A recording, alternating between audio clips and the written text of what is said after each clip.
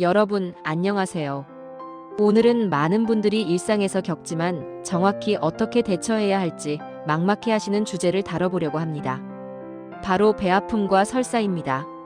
여러분도 이런 경험 있으시죠? 갑자기 배가 꾸르륵거리더니 화장실을 몇 번이나 들락날락.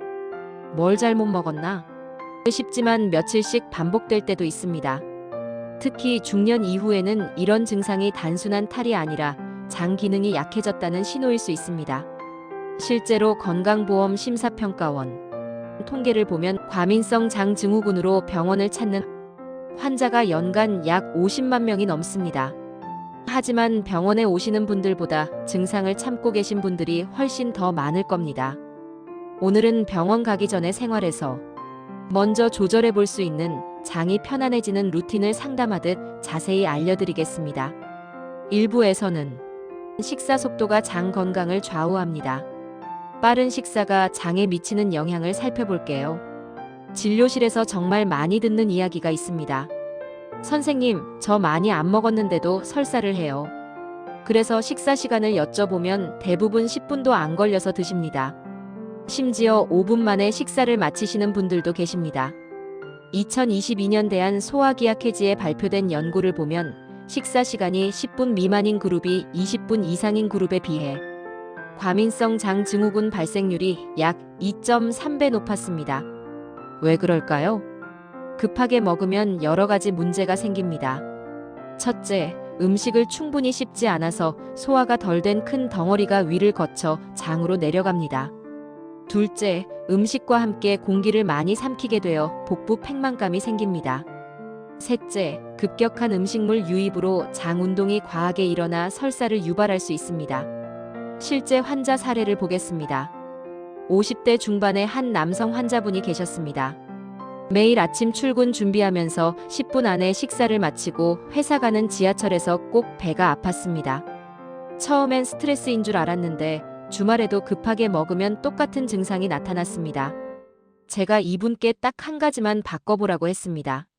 식사 시간을 20분 이상 확보하고 한 입에 최소 10번 이상 씹으라고요. 처음엔 그게 되겠어요? 라고 하셨지만 2주 후 다시 오셨을 때 표정이 완전히 달라져 있었습니다. 선생님, 진짜 배가 편해졌어요. 올바른 식사법의 구체적 실천을 알아보겠습니다. 그럼 구체적으로 어떻게 먹어야 할까요? 첫째, 한 입의 양을 줄이세요. 한 번에 숟가락 가득 떠먹는 게 아니라 절반 정도만 뜨는 겁니다. 그러면 자연스럽게 씹는 횟수가 늘어납니다. 둘째, 의식적으로 천천히 씹으세요. 처음엔 숫자를 세면서 먹는 것도 좋습니다. 하나, 둘, 셋. 10번 정도 씹다 보면 음식이 거의 액체처럼 부드러워집니다. 이게 바로 침과 잘 섞인 상태입니다. 셋째, 식사 중간중간 젓가락을 내려놓으세요. 계속 손에 젓가락을 쥐고 있으면 자동으로 다음 음식을 입에 넣게 됩니다. 한 입 먹고 젓가락을 내려놓고 충분히 씹은 다음 삼키고 그 다음 다시 젓가락을 드는 겁니다. 서울대 병원 소화기 내과 연구팀이 2021년에 발표한 논문을 보면 꼼꼼히 씹는 식습관이 소화효소 분비를 촉진하고 장내 환경을 개선한다는 결과가 나왔습니다. 또한 천천히 먹으면 포만감을 느끼는 호르몬이 제때 분비되어 과식도 예방됩니다. 바쁜 현대인을 위한 팁을 보겠습니다. 그래도 바쁜데 어떻게 20분씩 먹어요? 이렇게 말씀하시는 분들 많으실 겁니다. 저도 압니다. 현대인의 시간이 얼마나 빠듯한지요. 그럴 땐 이렇게 해보세요. 아침에 10분 일찍 일어나는 겁니다. 딱 10분만요. 그 10분으로 식사 시간을 15분에서 20분으로 늘리는 겁니다. 그리고 식사하면서 뉴스나 스마트폰을 보지 마세요. 음식에만 집중하면 같은 시간이라도 훨씬 천천히 먹게 됩니다. 점심시간도 마찬가지입니다. 회사 식당에서 제일 먼저 달려가서 5분 만에 먹고 나오는 것보다 조금 여유 있게 가서 동료와 대화하며 천천히 먹는 게 장 건강에 훨씬 좋습니다. 실제로 이렇게만 바꿔도 설사 빈도가 절반 이상 줄어드는 분들이 상당히 많습니다. 2부에서는 온도가 장에 미치는 영향을 알아보겠습니다. 차가운 자극과 장의 관계가 중요합니다. 여름철에 특히 많이 듣는 이야기가 있습니다. 에어컨 틀어놓고 시원한 거 먹었더니 배탈 났어요. 이게 단순히 기분 탓이 아닙니다. 실제로 과학적 근거가 있습니다. 우리 장은 온도 변화에 매우 민감합니다. 특히 찬 음식이 갑자기 장으로 들어가면 장 근육이 수축하면서 연동 운동이 과도하게 일어납니다. 이게 바로 찬 거 먹으면 배 아픈 메커니즘입니다. 서울대 소화기내과에서 2020년에 발표한 연구를 보면 5도 이하의 찬 음료를 섭취했을 때와 20도 정도의 미지근한 음료를 섭취했을 때 장 운동 속도가 확연히 차이가 났습니다.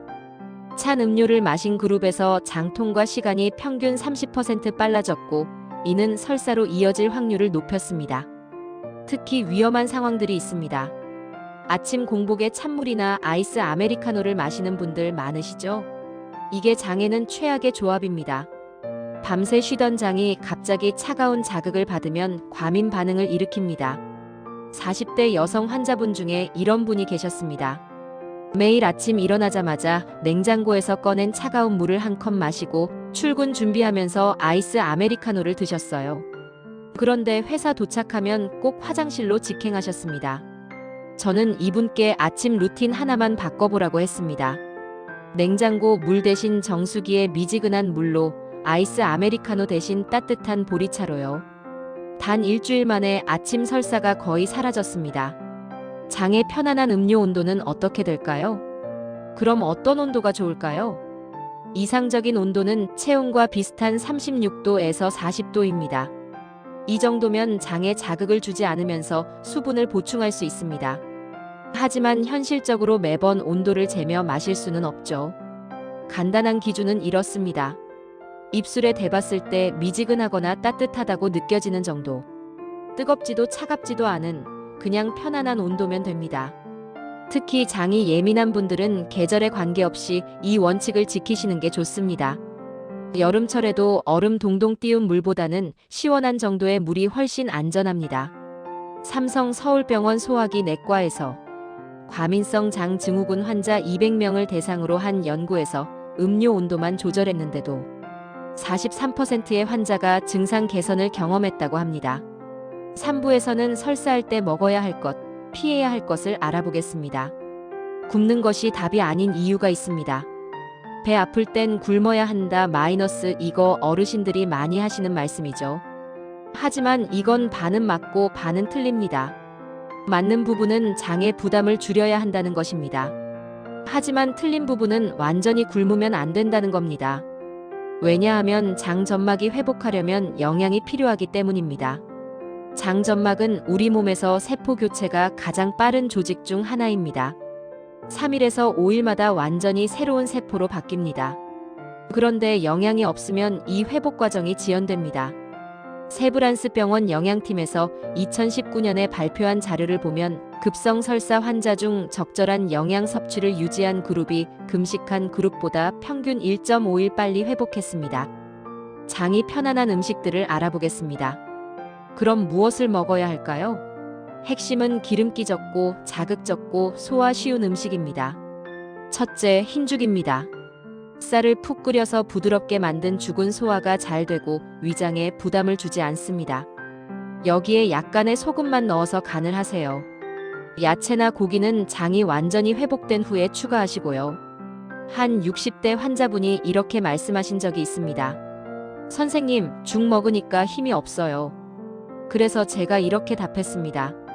지금은 장을 쉬게 하는 게 우선입니다.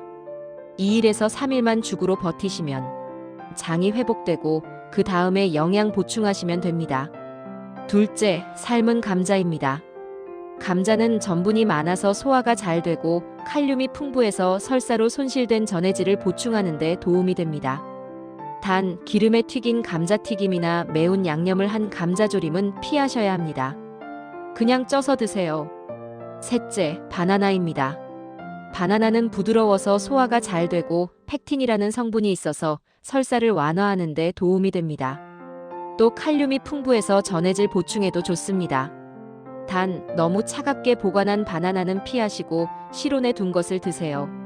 넷째, 부드러운 두부입니다. 순두부찌개 같은 게 아니라 그냥 부드러운 순두부나 연두부를 약간의 간장만 찍어서 드시는 겁니다. 두부는 양질의 단백질 공급원이면서 소화가 잘 됩니다. 절대 피해야 할 음식들. 이제 피해야 할 음식들을 말씀드리겠습니다. 이건 제가 진료실에서 정말 자주 안내하는 내용입니다. 첫째, 기름진 음식. 삼겹살, 치킨, 튀김류 같은 것들이죠. 지방은 소화하는 데 시간이 오래 걸리고 장에 부담을 줍니다. 특히 설사할 때 기름진 음식을 먹으면 증상이 악화됩니다. 실제로 한 30대 남성 환자분이 설사하는데 치킨을 드셨다가 응급실까지 가신 적이 있습니다. 배가 고파서 먹었는데 더 심해졌어요 라고 하시더라고요. 둘째, 매운 음식. 고추, 고춧가루, 마늘 등 자극적인 양념은 장 점막을 더 자극합니다. 이미 예민해진 장에 불을 지르는 격입니다. 셋째, 술과 커피. 알코올은 장 점막을 손상시키고 탈수를 악화시킵니다. 커피의 카페인도 장 운동을 촉진해서 설사를 악화시킬 수 있습니다. 해장술 같은 건 절대 안 됩니다. 넷째, 유제품. 이건 좀 의외실 수도 있는데요. 설사할 때는 일시적으로 유당불내증이 생길 수 있습니다. 평소에 우유를 잘 먹던 분도 설사할 때는 우유를 피하셔야 합니다. 가톨릭대 서울 성모병원에서 급성 설사 환자 150명을 조사한 결과 약 60%가 일시적인 유당불내증 증상을 보였습니다. 장 점막이 손상되면서 유당을 분해하는 효소가 줄어들기 때문입니다. 단계별 식사 회복법을 알려드릴게요. 그럼 언제부터 정상 식사를 해도 될까요? 1단계 설사 시작에서 2일은 흰죽, 삶은 감자, 바나나, 미지근한 보리차. 2단계 3에서 4일 1단계 음식, 부드러운 두부, 찐 야채, 흰살 생선. 3단계 5일에서 7일 2단계 음식 소량의 닭가슴살, 부드러운 야채. 4단계 일주 후 서서히 정상 식단으로 복귀. 단, 기름진 음식과 자극적인 음식은 여전히 조심. 이렇게 단계적으로 진행하면 장이 부담 없이 회복할 수 있습니다. 4부에서는 스트레스와 장의 놀라운 관계를 알아보겠습니다. 장-뇌축 내축이란 배가 아픈데 검사해도 이상 없대요. 이런 말씀 하시는 분들 정말 많습니다. 내시경도 해보고 혈액 검사도 해보고 CT도 찍어봤는데 아무 이상이 없다는 겁니다. 그런데 배는 계속 아프고 설사는 계속됩니다. 이런 경우 대부분 장에서 뇌축법 BRAIN 엑서스 문제입니다.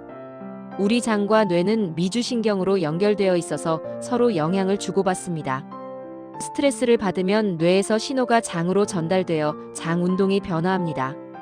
2023년 서울 아산병원 연구팀이 과민성 장 증후군 환자 500명을 분석한 결과 약 72%가 스트레스 상황에서 증상이 악화된다고 답했습니다. 또한 이들 중 상당수가 불안장애나 우울증을 동반하고 있었습니다. 스트레스가 장에 미치는 구체적 영향을 알아보겠습니다. 스트레스를 받으면 우리 몸에서 코르티솔이라는 스트레스 호르몬이 분비됩니다. 이 호르몬이 장 운동을 변화시키고 장 점막의 투과성을 증가시킵니다. 쉽게 말해 장벽이 약해지는 거죠. 또 스트레스는 장내 미생물 구성도 변화시킵니다. 유익균은 줄고 유해균은 늘어납니다. 이게 염증을 유발하고 설사나 복통을 일으킵니다. 저희 병원에 다니시는 한 40대 직장인 환자분이 계십니다. 평소에는 괜찮은데 중요한 회의나 프레젠테이션이 있는 날이면 꼭 아침에 배가 아프고 설사를 하십니다. 실제로 회의 날짜와 증상 일지를 비교해보니 거의 일치했습니다. 장을 편안하게 하는 스트레스 관리법을 알려드릴게요. 그럼 어떻게 해야 할까요? 첫째, 식사 환경을 바꾸세요. 식사하면서 뉴스를 보거나 스마트폰으로 업무 메일을 확인하는 건 최악입니다. 식사 시간만큼은 음식에만 집중하세요. 편안한 음악을 틀어도 좋습니다. 연세대 세브란스병원 정신건강의학과 연구에서 식사 중 스마트폰 사용을 중단한 그룹이 소화불량과 복통이 유의미하게 감소했다는 결과가 나왔습니다. 둘째, 규칙적인 운동을 하세요. 특히 걷기가 좋습니다. 하루 30분 정도 천천히 걷는 것만으로도 스트레스 호르몬이 감소하고 장 운동이 정상화됩니다. 한 50대 환자분은 매일 저녁 식후에 30분씩 동네를 산책하기 시작했습니다. 처음엔 운동 목적이었는데 2주 후부터 변비와 설사가 번갈아 나타나던 증상이 점점 규칙적으로 바뀌었다고 하셨습니다. 셋째, 복식 호흡을 연습하세요. 배로 깊게 숨을 쉬는 복식 호흡은 부교 감신경을 활성화해서 장을 이완시킵니다. 방법은 간단합니다. 편안하게 앉거나 누워서 코로 천천히 숨을 들이마시면서 배를 부풀립니다. 그리고 입으로 천천히 숨을 내쉬면서 배를 집어넣습니다. 이걸 5분 정도만 해도 장이 편안해지는 걸 느끼실 수 있습니다. 특히 아침에 배가 아플 때 화장실 가기 전에 잠깐 복식 호흡을 하면 증상이 완화되는 경우가 많습니다. 넷째, 충분한 수면을 취하세요. 수면 부족도 스트레스 호르몬을 증가시킵니다. 최소 7시간은 자야 합니다. 고려대 안암병원 수면센터 연구에 따르면 수면 시간이 6시간 미만인 그룹이 7시간에서 8시간 자는 그룹보다 장증후군 발생률이 1.8배 높았습니다. 5부에서는 수분 보충의 올바른 방법을 알아보겠습니다. 설사와 탈수의 관계를 알아보겠습니다. 설사를 하면 수분과 전해질이 급격히 빠져나갑니다. 하루에 3에서 4회 설사를 하면 약 12리터의 수분이 손실됩니다. 이를 보충하지 않으면 탈수 증상이 나타납니다. 탈수 증상으로는 입마름, 어지러움, 소변량 감소, 피부 탄력 저하 등이 있습니다. 심하면 의식이 흐려지고 쇼크 상태까지 갈 수 있습니다. 수분 보충의 원칙이 있습니다. 하지만 여기서 중요한 건 어떻게 보충하느냐입니다. 한 번에 많은 양을 마시면 오히려 설사를 유발할 수 있습니다. 장이 한꺼번에 많은 수분을 처리하지 못하기 때문입니다. 올바른 방법은 조금씩 자주 마시는 것입니다. 한 번에 몇 모금씩 30분에서 1시간마다 마시세요. 하루 총량으로는 2에서 3리터 정도가 적당합니다. 이온 음료는 원액 그대로 마시지 말고 물로 희석하세요. 이온 음료에는 당분이 많아서 원액 그대로 마시면 오히려 설사가 악화될 수 있습니다. 물과 1대1로 섞어서 마시는 게 좋습니다. 경구 수액제도 좋은 선택입니다. 약국에서 파는 경구용 수액제는 전해질 균형이 잘 맞춰져 있어서 설사 시 수분 보충에 효과적입니다. 세계보건기구 WHO에서도 설사 시 경구 수액 요법을 권장하고 있습니다.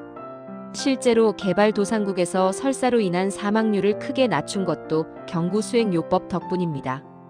6부에서는 반드시 병원에 가야 하는 경우를 알아보겠습니다. 위험 신호들이 있습니다. 지금까지 말씀드린 생활요법으로 대부분의 배아픔과 설사는 호전됩니다. 하지만 아래 증상이 있으면 반드시 병원에 가셔야 합니다. 첫째, 혈변이 나올 때 변에 선홍색 피가 섞여 나오거나 변이 검은색 즉 흑색변이면 위장관 출혈일 수 있습니다. 이건 응급 상황입니다. 둘째, 38도 이상의 발열이 동반될 때 단순 설사는 보통 열이 없습니다.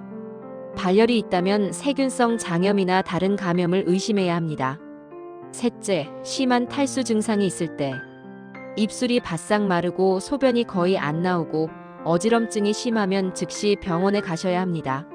넷째, 일주일 이상 설사가 지속될 때 급성 설사는 보통 2일에서 3일 이내에 호전됩니다. 일주일 넘게 계속되면 만성 질환을 의심해야 합니다. 다섯째, 심한 복통이 동반될 때 특히 복부 한쪽이 몹시 아프거나 누르면 반발통 즉 눌렀다 뗐을 때 더 아픈 것이 있으면 충수염 같은 급성 복증일 수 있습니다. 여섯째, 65세 이상 고령이거나 면역력이 약한 경우 고령자나 당뇨병, 암 치료 중인 분들은 설사가 빠르게 악화될 수 있어서 조기에 진료를 받는 게 좋습니다. 대한소화기학회 가이드라인에서도 이런 경우들을 경고, 증상 얼람 심프텀즈으로 분류하고 즉각적인 의료 조치를 권장하고 있습니다. 7부에서는 장 건강을 위한 장기 전략을 알려드리겠습니다. 프로바이오틱스의 역할을 알아보겠습니다. 많은 분들이 유산균 프로바이오틱스에 대해 물어보십니다. 유산균 먹으면 좋아지나요? 프로바이오틱스는 장내 유익균을 늘려서 장 환경을 개선합니다. 여러 연구에서 과민성 장증후군 증상 완화에 도움이 된다는 결과가 나왔습니다. 2022년 대한소화기 기능성 질환 운동학회 연구에 따르면 프로바이오틱스를 8주 이상 복용한 과민성 장증후군 환자의 약 60%가 증상 개선을 경험했습니다. 하지만 주의할 점이 있습니다. 프로바이오틱스는 최소 4주 이상 꾸준히 먹어야 효과가 나타납니다. 하루 이틀 먹고 효과 없네라고 중단하시면 안 됩니다. 또 제품 선택도 중요합니다. 균주의 종류와 수, 보장균수 등을 확인하세요.